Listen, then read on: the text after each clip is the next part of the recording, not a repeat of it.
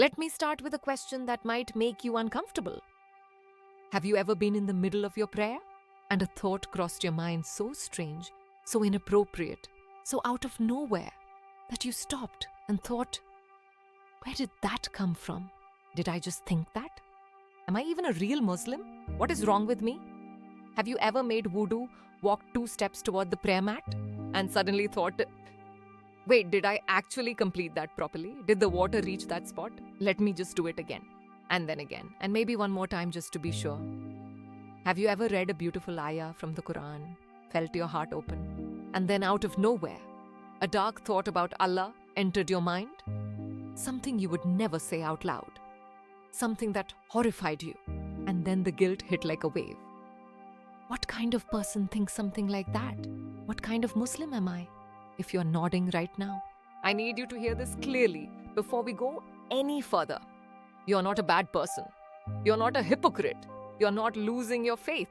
You are experiencing something that has a name, something that scholars have written about for over 1,000 years. It is called Waswasah. And today, we are going to talk about it honestly, carefully, and completely. Because far too many Muslims are suffering from this in silence. So what exactly is Waswasah?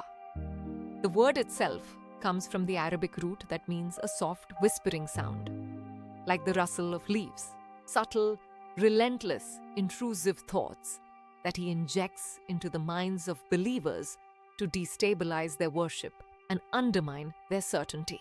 Shaitan does not waste his time on people he has already captured. He focuses his sharpest attacks on the people who are trying, on the people who care.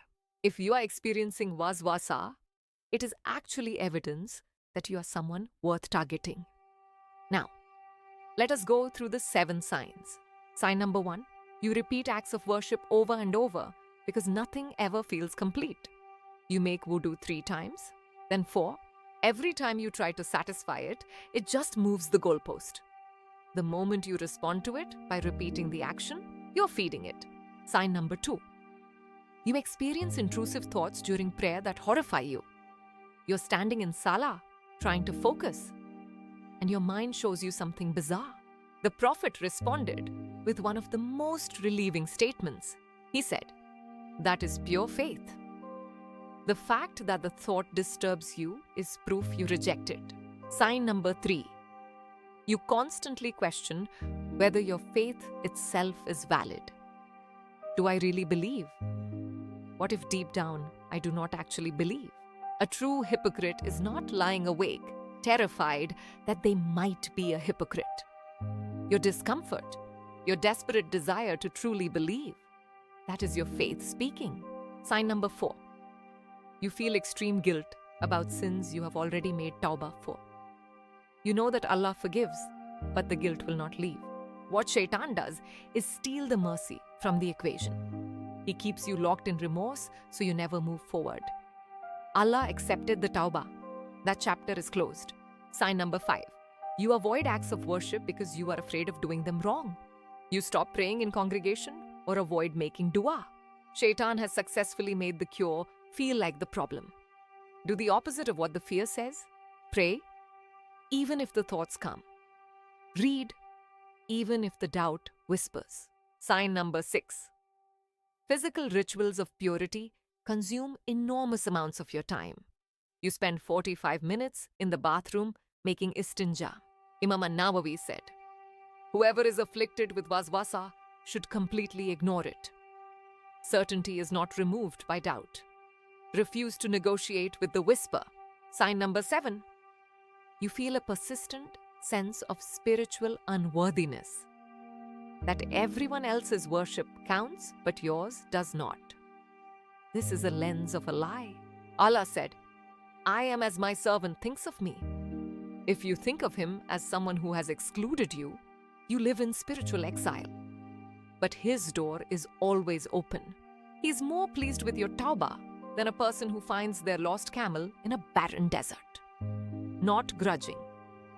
Overwhelmingly, abundantly pleased. Now let's talk about how to actually fight this.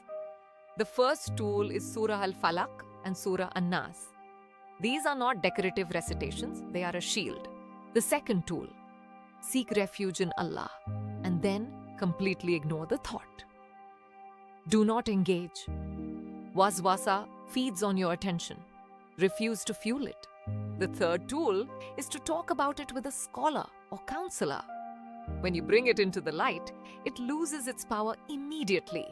You're not alone in this. The fourth tool is to increase your dhikr throughout the day. Dhikr is neurologically protective. It gives the mind something wholesome and real to return to.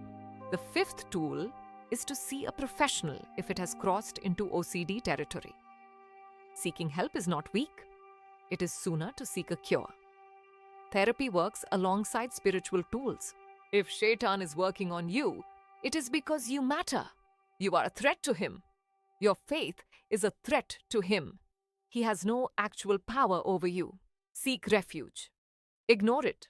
Return to Allah until the whispers get quieter and you feel peace. That is the victory. And with Allah's permission, it is yours. Subscribe if this helped you, and please share it with someone who needs to hear this.